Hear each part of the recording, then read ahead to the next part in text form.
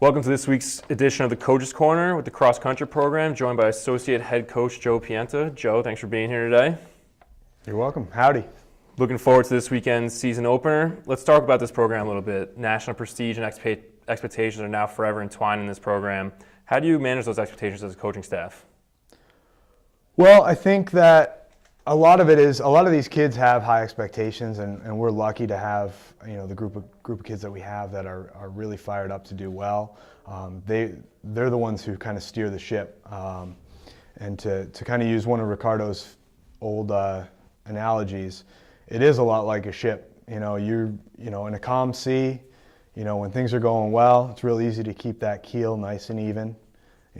But then when the storms come, the waves come, you need all hands on deck. In terms of, it's not just the sea captain, it's not just the bosun, the coxswain, the first mate. You need the helmsman, the midshipman, the quartermaster, pretty much every mariner and salty sea dog swabbing decks.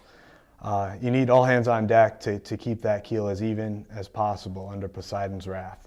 If it comes to that, and so that's a team effort. You don't want to be out at sea ready to capsize or be run aground, or be boarded by some brigands and buccaneers or anything like that. So you want a nice even keel through calm seas and also through stormy seas. So when the students come back after a few months off for the summer, what are your expectations for the program and their off-season training? What do you expect to see when the student athletes return to campus in terms of their endurance, fitness, and all that? Well, our sport's a tough one, especially with the distance runners. It's year-round. They don't really get a major break, and it's something. All our sport is fitness. So they have to be fit pretty much year-round. So they have to. The expectation is that they're coming in really fit. And like I said, our kids are really, really good about doing what they want to do to be good. So, we're lucky in that sense. And even then, we take it for granted sometimes with our kids is our expectations are so high of them and their expectations are so high that they do a lot of what we need to do. So we're really grateful for that. And it's just a credit to their work ethic and everything. On top of the physical strength that they have to endure all throughout the year, it's also some mental part of your sport and cross country and track. How do you coach that mental aspect of racing? Well, some kids are born with it. Other kids kind of gain it through confidence. It's a tough sport. All it is pain tolerance, and the fitness end you can squeeze out as much as you can, but at a certain point there's a breaking point and you have to push past it in every race. Your heart's about to explode, your lungs are about to burst. You got to push through that. And with some kids it comes along gradually. Other kids always have that confidence. So it's again making sure they're on an even keel, that they're not going, taking the negatives real low, taking the highs real high, that they're staying constant throughout, whether things are going well or not, and keeping that confidence. So every time they step on the line, they're ready to push themselves to new limits. Talking about some of the returners this year for both the men's and women's program include graduate students Chart Miller and Cassandra Gill. Are those student athletes who you think can have a breakout year in addition to what their success has already been, or do you expect some other student athletes to step up as well? Well, we expect a lot out of the two athletes you mentioned. Chart Miller has been an awesome runner for us for a long time, to the point where we don't really even need to say anything to him. He knows what he needs to do. I haven't probably spoken to him in weeks. He just knows what to do.